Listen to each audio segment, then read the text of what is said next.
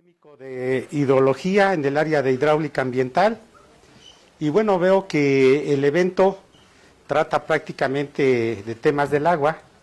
El tema del agua es multidisciplinario, se puede enfocar de distintas formas, de diferentes perspectivas y yo vengo a abordar el tema del agua desde un punto de vista de los procesos físicos. Dicho de otra manera, en la naturaleza hay procesos físicos y todos tienen que ver con las fuerzas que existen en la naturaleza, con los vectores y con los campos vectoriales, ¿sí? Un tanto distinto a los temas que hemos venido tratando, ¿no? Entonces, vamos a ver esta parte de cómo interacciona el flujo del agua con las partículas, ¿no? En un cauce natural. Y bueno, este es el contenido, ¿no? Algunos temas fundamentales como voy a abordar una teoría del origen del agua, la densidad del agua como evidencia de esta teoría, la definición y función de un río, los campos vectoriales, los procesos y componentes floculativos, materia orgánica y flóculos, elementos constituyentes de flóculos, mecanismos de floculación y algunos aspectos dinámicos y aplicación práctica como son las fuerzas sobre partículas sumergidas, transporte y velocidad de caída de sedimentos y la importancia ecológica y ambiental de la floculación. Bueno, existen diversas teorías del origen del agua. La que yo comulgo más con ella es el origen extraterrestre del agua, ¿no? ¿Sí? ¿Y por qué mencionar esta teoría del origen del agua? Bueno, yo decía que venía a darle un enfoque desde un punto de vista vectorial y físico a este tema del agua, ¿no? Entonces, el hidrógeno es el elemento más abundante en el universo y se genera prácticamente a raíz de la explosión del Big Bang, ¿sí? Posteriormente, el oxígeno se genera al interior de estrellas masivas mediante procesos de fusión nuclear que liberan estos elementos al espacio. Y bueno, no vemos flechitas, ¿no?, de las fuerzas ni de los vectores, pero el lenguaje es un lenguaje físico y habla implícitamente de fuerzas, de cómo se creó el agua, ¿no? ¿Sí? Entonces también desde su mismo origen, el agua tiene que ver con estas fuerzas, ¿sí? Posteriormente, pues se combinó el hidrógeno y el oxígeno, dando origen a las moléculas del agua. ¿Y cómo llega el agua a nuestro planeta? Pues según la teoría, pues a través de los cometas, ¿no? Llegan aquí y bueno, una evidencia del origen extraterrestre del agua. Bueno, yo no soy químico, ¿verdad? Pero tenemos, por ejemplo, esta parte de la densidad del agua que otras sustancias no la tienen. O sea, el agua en estado sólido flota, ¿sí? Cuando teóricamente debería de ser como más denso en un estado sólido, ¿sí? Y esta es una característica, entre otras tantas, del agua, que no son como muy comunes para ciertas sustancias en la Tierra, ¿no? Sí, esta es como una evidencia de ese origen, ¿no? Y obviamente también, dentro de la formación del mismo hielo, cuando se forman los puentes de hidrógeno, también tiene que ver como esas fuerzas entre moléculas, ¿no? ¿Sí? Entonces, otra vez hablamos como de las fuerzas en la naturaleza que vienen a dar como los estados y materias del agua. Y por ejemplo, algo que es sumamente importante, porque es la floculación en cauces naturales, es ¿qué es un río, no? Funciones y dinámica. Entonces, los ríos normalmente los vemos como que transportan agua, pero son ecosistemas, ¿no? Y son sistemas naturales complejos y dinámicos cuya función principal es transportar agua, pero también transportan sedimentos, nutrientes, organismos vivos en todo lo largo de su cauce, ¿no? Otra cosa que también tiene como función el río es que cumple roles ecológicos, paisajísticos y bioclimáticos, ¿sí? Entonces, yo decía que el río es un ecosistema y ahí entra el rol ecológico. Por ejemplo, es paisajístico porque son paisajes únicos en las riberas de los ríos, incluso en la parte de la restauración, que aquí en México tenemos el río Santa Lucía como uno de los ríos restaurados y el río Magdalena, han generado como esos paisajes urbanos, ¿no? Y han integrado a los ríos a la mancha urbana, ¿no? Sin, de alguna manera, afectar a la parte de los ecosistemas, ¿no? Y es un regulador bioclimático porque, bueno, también regula el clima, ¿no? ¿Sí? Esto es muy importante mencionarlo, ¿no? Y bueno, aquí tenemos lo que es, digamos que los tres cursos de un río, el curso alto, el curso medio y el curso bajo. Normalmente los ríos se empiezan a formar en las montañas, ¿no? Por ejemplo, nosotros tenemos el volcán de aquí de Toluca y en época de lluvias escurre mucha agua, ¿no? Y esa es la parte como del curso alto. Luego el curso medio, que es lo que tenemos, por ejemplo, aquí con el río Lerma, y el curso bajo es cuando, pues ya de alguna manera desembocan al mar. ¿Por qué es importante? Bueno, porque finalmente en esta parte del curso alto, pues es un río con un flujo torrencial. ¿Qué quiere decir que sea un flujo torrencial? Bueno, que arrastra partículas sumamente grandes. A lo mejor nosotros hemos visto que puede arrastrar rocas, incluso animales, troncos de árboles o árboles incluso, y pues son partículas sumamente grandes las que transporta. Y en el curso medio, pues ya son partículas más finas, que pueden ser arenas y gravas, y conforme va desembocando, pues ya hay partículas mucho más finas, ¿no? Cuando desemboca, pues ya hay mucho material que descarga al océano, que finalmente esas descargas o esas partículas que los vemos como contaminantes, pues son alimento para los organismos acuáticos, ¿no? Y pues no sé si tengan idea, pero los ríos que descargan al mar descargan toneladas de sedimentos y la mayor parte son nutrientes. Entonces es muy importante todo lo que transporta, aunque si lo vemos desde otro punto de vista, como ya lo decía, bueno, pues hay partículas que no son fáciles de eliminar dentro del flujo del agua, ¿no? Como sustancias químicas o los microplásticos o los componentes electrónicos que hay, ¿no? Entonces, tenemos que estas partículas pues, obviamente interaccionan con el flujo, ¿no? Y bueno, aquí tenemos lo que son las fuerzas en una partícula sumergida. Tenemos que en una partícula sumergida, pues existe la acción de la gravedad, tenemos la fuerza de arrastre, ¿sí? Tenemos la fuerza de sustentación y la fuerza de cohesión, ¿sí? Aquí tenemos, digamos, el peso de una esfera sumergida, tenemos la fuerza de arrastre. La fuerza de arrastre es la resistencia que ofrece el fluido al movimiento del agua. Todo esto tienen modelos matemáticos, solo que en esta ocasión pues nada más estamos tratando de establecer una plática a nivel conceptual. Pero si nos damos cuenta, pueden incluso faltar algunas otras fuerzas que estén actuando en una partícula sumergida, pero estas son las más importantes. Y por ejemplo, tenemos 4, ¿no? Y luego, por ejemplo, este es un flujo de agua en un río y la velocidad, pues son vectores y es un campo vectorial, ¿sí? Entonces, cuando tenemos partículas sumergidas y además tenemos una presencia de un campo vectorial, pues el problema se vuelve complejo, ¿no? Estudiar la interacción de la partícula con el flujo, porque ya hay una gran cantidad de fuerzas, ¿no? Incluso si a esto le agregamos también esta parte de que actúa la gravedad sobre el flujo y sobre las partículas, se complica aún más. Incluso tendríamos, por ejemplo, que la velocidad, dependiendo de la profundidad, pues también va variando. La velocidad en la superficie es mayor y en el fondo es menor. Y bueno, aquí no hablamos, por ejemplo, de la teoría de capa límite, en donde en el fondo las fuerzas son mayores y en la superficie son menores.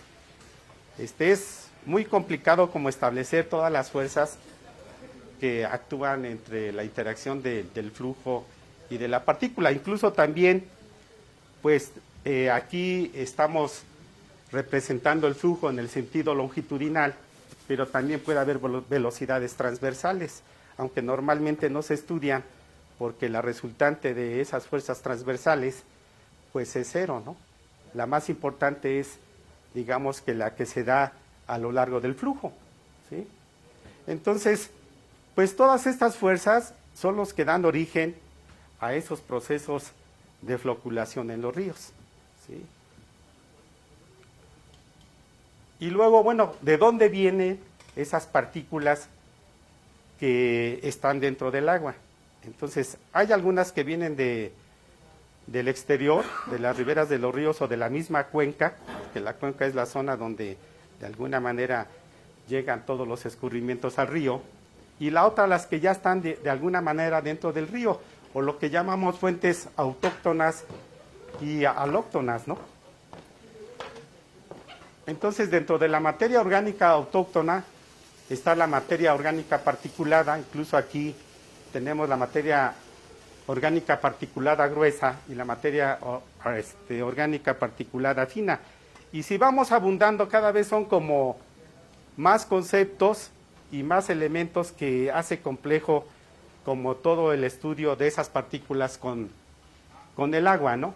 Tenemos también la materia orgánica disuelta, la que de alguna manera está en suspensión, y bueno, ya tenemos varios elementos, y tenemos aquí las fuentes alóctonas, ¿no?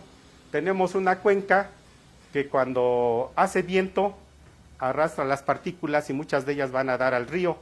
También puede ser la erosión por la lluvia y algunos otros procesos, ¿no? Incluso podrían ser también partículas desechadas por la industria, por las aguas residuales. En conclusión, las partículas que llegan a la corriente de agua son de diversos orígenes. O sea, ya lo decía, pueden ser electrónicos, microplásticos, grasas, sedimentos cohesivos, minerales, fragmentos de roca, materia orgánica, de todo tipo llegan ahí, ¿sí? Y yo hace rato en mi participación en una de las ponencias decía que pues que normalmente los pozos de agua ya están cerca de los cauces de los ríos, ¿no? Y entonces esto hace también muy importante el estudio del comportamiento de los ríos y la interacción con las partículas que van dentro, ¿no? Y bueno, aquí tenemos lo que tanto hablamos desde diferentes perspectivas, pueden ser biológicas, químicas o físicas. Yo digo que vengo a platicar sobre la parte física, y esta es una imagen de algunos flóculos, ¿sí? de sedimentos cohesivos. Esta imagen es de un microscopio electrónico de barrido con una alta resolución, y lo que estábamos haciendo era medir como esos diámetros mayores y menores. Y a lo mejor alguien diría, bueno, pues, ¿qué importancia tiene? Bueno, pues tenemos que saber de qué estamos hablando cuando hablamos de sedimentos cohesivos y qué tipo de partículas hay en el río, ¿no? Pero algo tan sencillo como medir, bueno, parecería sencillo como medir los diámetros, no es tan sencillo como parece, ¿no? Se requiere de equipos sofisticados para caracterizar estas partículas, ¿no? Entonces, ¿qué son, digamos, los flóculos?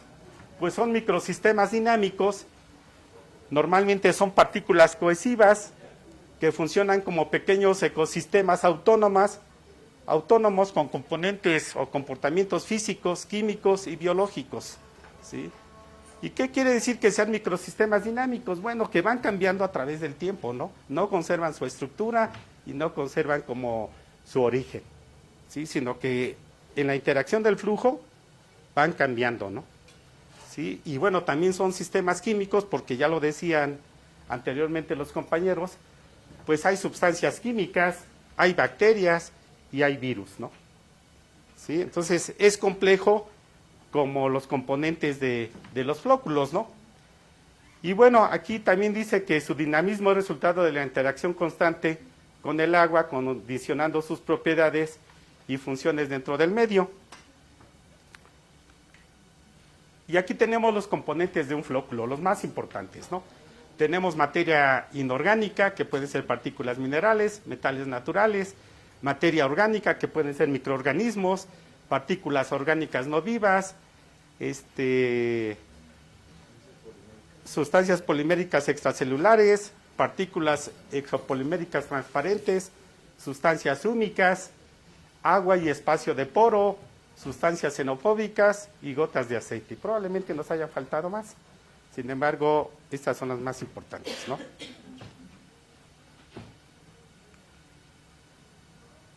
Y tenemos aquí el rol de los flóculos en la sedimentación. Y bueno, los flóculos son esenciales en la sedimentación de partículas en diversos cuerpos de agua, desde ríos hasta tanques de tratamiento, facilitan la consolidación y separación de sólidos suspendidos. Por ejemplo, en una de las pláticas hablaban de la planta de tratamiento del ITCA, y lo primero que hacen en el ITCA es tratar de sedimentar esas partículas suspendidas mediante coagulantes o otros sistemas biológicos o químicos que nos van a permitir separar esos residuos sólidos de la columna de agua, ¿sí? O sea, es muy importante conocer ese comportamiento de las partículas, ¿sí?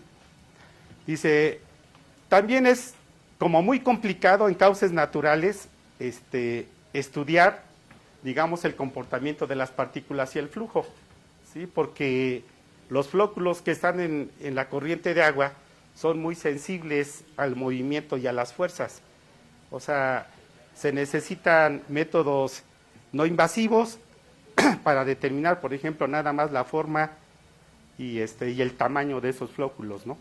Incluso cuando nosotros vemos en alguna muestra de agua a través del microscopio, nosotros pensaríamos que a lo mejor vemos esas esferitas que les enseñé de los flóculos, pero no, realmente parece como un pequeño microuniverso en donde, de acuerdo a la densidad de las partículas, nosotros podemos decir este es un flóculo, pero prácticamente nosotros decidimos qué es ese flóculo, qué tan grande es ese flóculo, porque en la misma muestra pues hay una gran cantidad de partículas, ¿no? Unas menos densas y otras más densas. Entonces es como complicado establecer eso, incluso aún con el microscopio electrónico, ¿no? ¿Sí?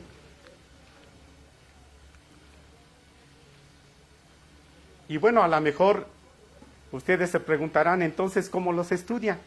Bueno, en el ITCA contamos con un tanque de recirculación que simula el flujo de un río, el flujo infinito del movimiento del agua en un cauce natural. Y llevamos muestras a ese tanque y ahí, mediante técnicas ópticas, determinamos las características de los flóculos. Uno de los grandes avances que ha tenido el ITCA es precisamente el uso de la holografía digital para determinar las características de los flóculos, ¿sí? Y bueno, el tema principal es, pues, ¿qué es la floculación, no? ¿Sí? Entonces, para que se dé la floculación, pues hay factores físicos, factores químicos y factores biológicos, ¿no? Entonces, en los factores físicos, pues hay la composición mineral, la concentración de sedimentos, la hidrodinámica. Y bueno, dentro de estos procesos físicos hay algo que es muy importante, ¿no? Las partículas en un flujo de agua chocan unas con otras, ¿sí?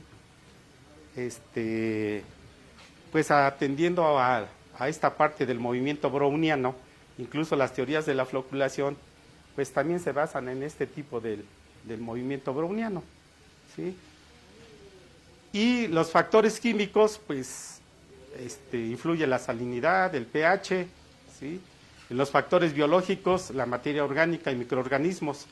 Por ejemplo, los microorganismos o las bacterias, pues se ha detectado que las bacterias, algunas secretan cierta sustancia que es pegajosa, y esa sustancia pegajosa permite que las partículas se vayan agregando.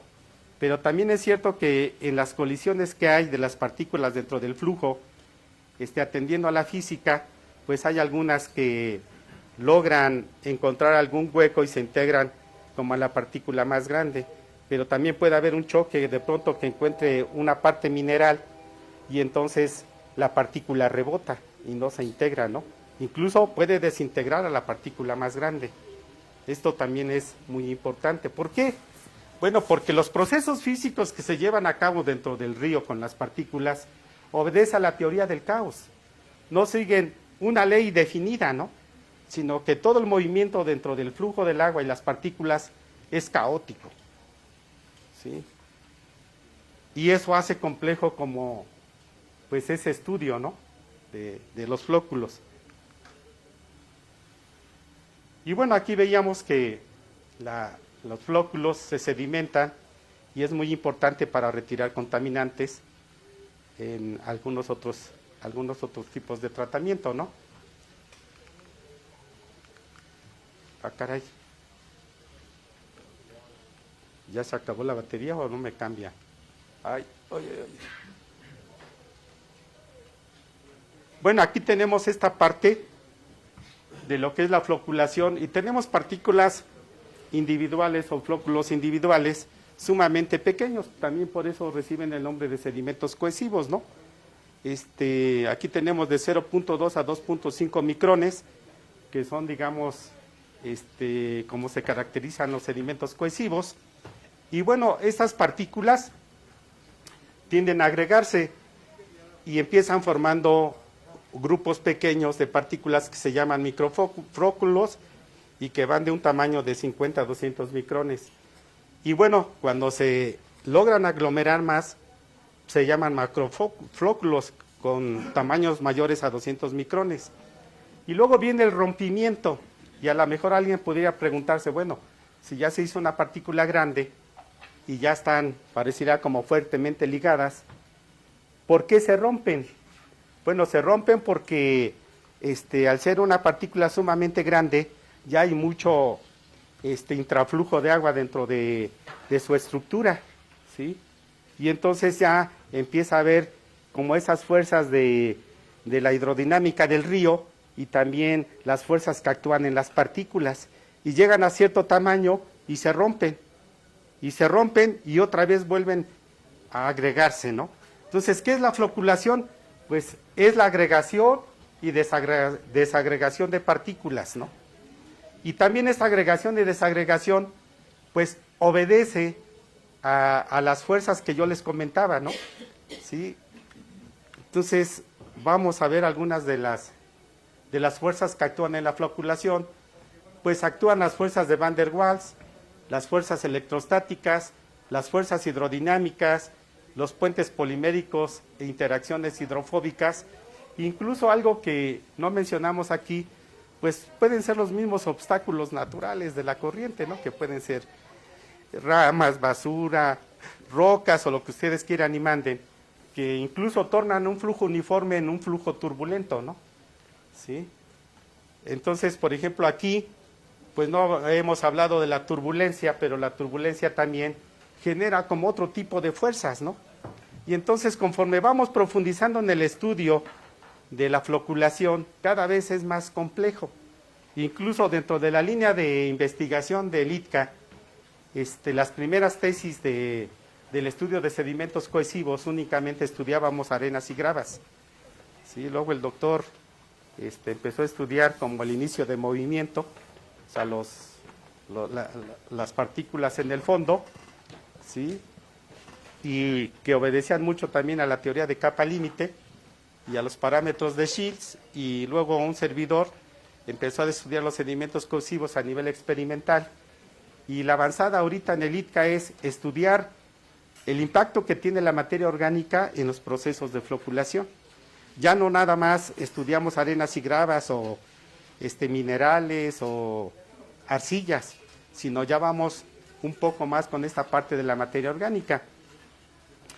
Incluso, pues, la última tesis que se hizo fue que estudiamos esta parte del carbono, ¿no?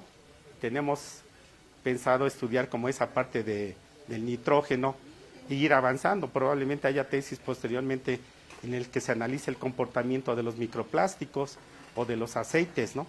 Dentro de su interacción con el flujo. pero esas son como las líneas de investigación que tenemos, ¿no? Y bueno, hay dos tipos de transporte de sedimentos, porque el flujo transporta sedimentos y las partículas más finas se suspenden y las partículas más grandes, que son sujetas de la acción de gravedad, se sedimentan, ¿no?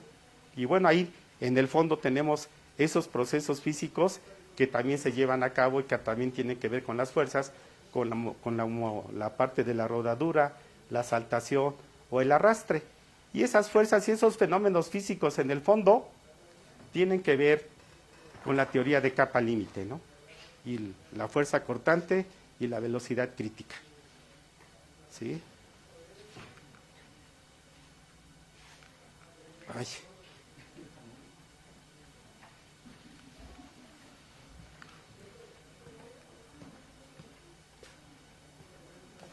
Y bueno, ¿cuál es la importancia de la floculación en los ríos? ¿O para qué nos sirve, no? Bueno, nos sirve para clarificar el agua, porque separamos las sustancias sólidas del agua, ¿no? Las sedimentamos, entonces clarifica el agua. También en la remoción de contaminantes, al sedimentarlos, los pueden remover como lodos, ¿no? Que era lo que comentaban y lo que se aplica, digamos, en las plantas de tratamiento. También como formación de sedimentos y hábitats de especies de fondo. O sea, en la parte del fondo se genera una capa de sedimentos que pueden ser hábitats de especies acuáticas, aunque ahora cada vez tenemos menos especies acuáticas en los ríos, ¿no? Prácticamente no existen. ¿Sí? Entonces, pero en eso ayudaba. También en la parte de la formación de lechos fluviales, porque generan como ese cambio en la morfología, y la morfología es como la forma que tiene el río, ¿no? Hay algunos ríos con muchas curvas o meándricas y otras que tienen como un cauce un tanto recto, ¿no? Pero el mismo río va generando su propia morfología en base al caudal que va transportando. Esto quiere decir que los ríos no son como cuando se originaron, han sufrido cambios y siguen sufriendo cambios, ¿no? ¿Sí? Y también en la parte del ciclo de nutrientes. O sea, cuando hablamos de materia orgánica, hablamos también de que esa materia orgánica, en muchos de los casos, son nutrientes para las especies acuáticas y otras tantas pueden ser como fertilizantes para las plantas. De hecho, cuando hay inundaciones, que nosotros vemos la parte negativa de las inundaciones y decimos, bueno, pues ya inundó los terrenos, inundó las casas y todo eso, pero cuando el agua empieza a retirarse, pues quedan todas esas partículas, ¿no? Y históricamente las tierras más fértiles son las que están a la orilla de los ríos, ¿no? Y donde han florecido grandes civilizaciones. También esa es otra parte importante de la función que hacen los ríos, ¿no? Y también pues ahora tenemos esa problemática porque muchas de las grandes ciudades pues se asentaron a la orilla o a la ribera de los ríos, y ahora pues muchos equivocadamente entuban los ríos, ¿no? Y no los integran a la mancha urbana, ¿no? Y ya existe como las técnicas, y la ciencia ha avanzado en eso, en cómo restaurar los ríos y cómo integrarlos a la mancha urbana sin que haya que entubarlos, ¿no? Porque si los entuban, pues cambia el caudal, ya no se forman los lechos de sedimentos. Si de por sí ya no hay animales acuáticos, pues ahora menos, ¿no? Y entonces genera toda esa problemática. Y bueno, creo que la mayor parte de las soluciones en México para este tipo de cauces que atraviesan zonas urbanas, pues es eso de entubar los ríos, ¿no? ¿Sí? También acaban con esa parte de un regulador climático del río, ¿no? Acaban con el paisaje, acaban con el ecosistema, ¿no? Y hasta lo que yo sé, no hay tampoco políticas públicas en materia de restauración y cuidado de los ríos. Pero aún más grave, ni siquiera tenemos esa cultura de cuidar los ríos, ¿no? O sea, normalmente los ríos se utilizan como basureros, la gente va y tira la basura, o aún más, ¿no? Las parejitas de jóvenes piensan que es como para ir y visitar al río, ¿no? O sea, es increíble este tipo como de situaciones que da risa, ¿no? Incluso yo hace rato decía, la mayor parte de los pozos de agua están cerca del río. En una ocasión, hice ir a un presidente municipal de mi municipio al río y le dije, señor presidente, esta agua que usted ve aquí en el río es con la que usted se baña. Y se quedaba sorprendido, ¿no? Pero eso es realmente con lo que nos bañamos. O sea, a lo mejor menos porque el agua se filtra y obviamente se purifica, ¿no? Pero ahí tenemos el río Lerma. Yo acabo de pasar en la mañana y bueno, no parece agua, ¿no? Parece otra cosa, ¿sí? Y entonces es muy importante como entender toda esta parte de la interacción de las partículas con el flujo de agua, porque no es que sea más importante, pero no podemos como establecer otro tipo de métodos de retirar contaminantes y otro tipo de técnicas si no entendemos como el comportamiento físico de esas partículas y su interacción con el agua, ¿no? Perdón que te interrumpa. Adelante. Pero eso que estás ahorita en disputa, pero voy a plantear. Es que ya nos Ya. para las preguntas. Hasta ahí lo dejamos, ¿no? Es muy interesante, pero bueno. Bueno, me voy a permitir tomar Sí. la iniciativa en las preguntas. Me gustaría decir algo tantito antes de preguntarte.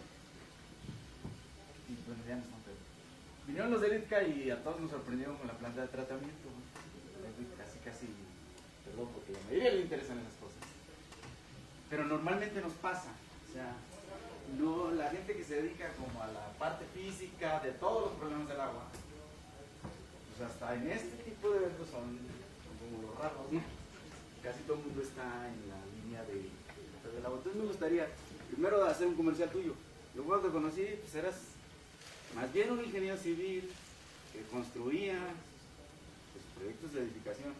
Entonces, ¿qué diablos te llevó a caer en esas voladas de la velocidad de caída? Esa sería la pregunta. Y también que nos dijeras un poquito, creo que esto sí le puede interesar a los chavos, ¿por qué a los ingenieros debería interesarles como más la parte física y dónde se ligan con los cuates de tratamiento de aguas residuales, por ejemplo, o de proyectos tan grandes como que nos platicaba la doctora al principio, ¿no? De mediación ambiental, cosas así. Creo que esa partecita sí los puedes espantar más de la cuenta. Okay. Entonces, me gustaría tu perspectiva porque yo sé que eres, aparte de una persona práctica, y aparte egresado de la UAM, Capozalco. Entonces, sí me gustaría que Yo soy la evidencia física de que pasar el examen en el ITCA no es cosa del otro mundo. Yo soy egresado de la UAM Azcapotzalco y está mal decirlo, pero pues hice mi curso propedéutico y no tuve problemas como para acreditar. Sí reconozco que tuve algunas dificultades con química del agua, porque yo veía química desde la prepa, ¿sí? Pero de ahí para allá creo que lo voy a decir y no por mí, ¿no? Demasiada vanidad de mi parte, pero en todas las demás materias creo que estábamos sumamente sobrados, ¿no? Entonces, bueno, ahí está también el compañero que es de la UAM Azcapotzalco y la doctora que vino de vinculación también es de la UAM Azcapotzalco, aunque creo que ella no hizo el posgrado en el ITCA, ¿no? Entonces, realmente eso de que es complicado, yo creo que no lo es, ¿sí? Incluso, pues, hay áreas en las que, como es multidisciplinario, ya lo decían ellos, por ejemplo, hay politólogos que estudian la parte de gestión, ¿no? Hay químicos que estudian la parte de la calidad del agua, y tristemente, nosotros somos del área de hidráulica, que me parece como los conceptos fundamentales para cualquier estudio del agua, y somos 3 personas que elaboramos en ese cuerpo académico, y a veces no tenemos alumnos, y a veces llegamos a tener uno. Yo imparto materias ahí, y los grupos más numerosos que he tenido es de 2, ¿sí? Y tiene que ver, porque aquí no lo vimos, tiene que ver como con los modelos matemáticos que modelan y que incluso simulan el flujo, ¿no? Sí, que eso es muy importante y que bueno, creo que aquí no puse ningún modelo matemático, pero todo lo que decía tiene una representación matemática. Sabemos que los modelos matemáticos modelan procesos físicos, ¿no? Entonces, de ahí la importancia, ¿no? ¿Qué me llevó a estudiar esto? Pues está mal decirlo, ya me voy a balconear, ¿no? Yo estudio esta parte del agua porque me apasiona. Yo no participo en el PROED y no participo en el SNI. Lo hago por puro gusto, ¿no? Bueno, obviamente me pagan. Pero no es de mi interés como ir por esos estímulos que se dan, ¿no? Yo respeto al que lo hace, ¿no? No me meto, pero creo que algo que se ha perdido dentro de estos estudios de posgrado es como el amor al estudio, a la ciencia, ¿no? Normalmente estamos más preocupados por los tortibonos que por lo que realmente tendríamos que aportar. Y algo que no hacemos, digamos, la gente que nos dedicamos a la ciencia, es difundir la ciencia. Yo estoy aquí a invitación del doctor, pero a mí me da mucho gusto cuando me invitan a una escuela primaria o a alguna otra institución para hablar de esta cuestión del agua, ¿no? Que yo creo que no difundimos la ciencia. Normalmente todo se queda en artículos escritos que a veces pocos entendemos, ¿no? ¿Sí? Entonces creo que es muy importante esa parte. De hecho, yo tengo un proyecto de restauración del río Tenancingo, tengo el proyecto arquitectónico y tengo todos los datos técnicos del río Tenancingo y no lo he podido como encauzar con la parte de la política, ¿no? Por eso mencionaba yo hace rato que no hay políticas públicas. Y bueno, también es cierto que a nadie le interesa, ¿no? Ni siquiera a la comunidad.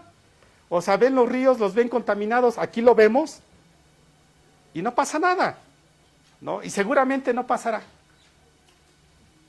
¿Sí? Entonces, como que hay esa parte, y bueno, creo que también no hay mucha gente en la parte de la hidráulica, porque ya lo decía, son modelos matemáticos.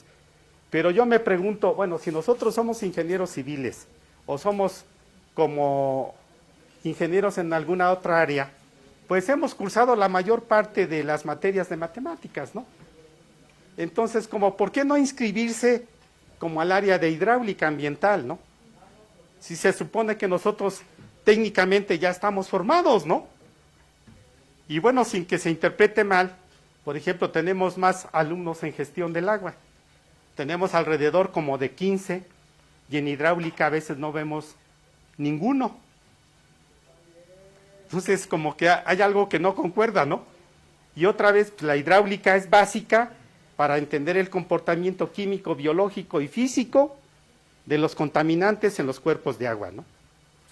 ¿Sí? Sí, doctor, pues bueno, le agradecemos su Sí. participación y espero que aquí a los chicos pues, les sirva como una experiencia para poder ingresar al ITCA y poder conocer todos estos temas ambientales en los que está envuelto la hidráulica.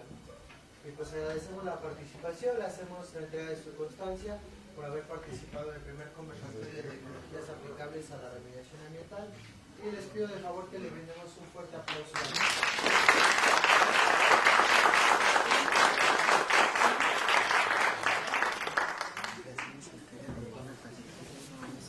Ah, ¿cuál es la UCB? Porque no veo. Ah, ok. Gracias, porque no tengo una en mi colección de mi alma mater, ¿no? Y ahora ya tengo una, ¿no?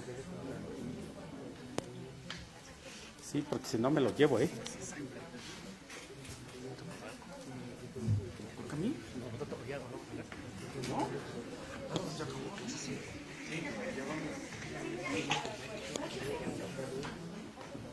Ya, ahora